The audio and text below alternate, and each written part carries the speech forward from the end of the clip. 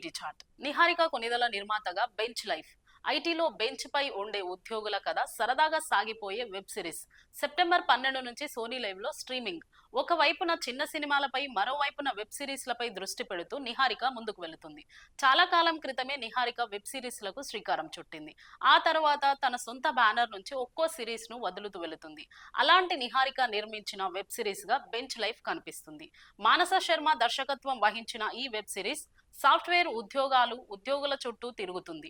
సంస్థకి సంబంధించిన ఏ ప్రాజెక్టులో లేని ఉద్యోగాలను బెంచ్ లో ఉన్నట్టుగా పరిగణిస్తారు. అలా బెంచ్ పై ఉన్న కొంతమంది యువకుల కథనే బెంచ్ లైఫ్. పని లేకుండా ఖాళీగా ఉండడం వలన వాళ్ళు ఏం చేస్తారు, అవి ఎలాంటి పరిగణనలకు తీసుకుని దారితీస్తున్న కథ ఇది.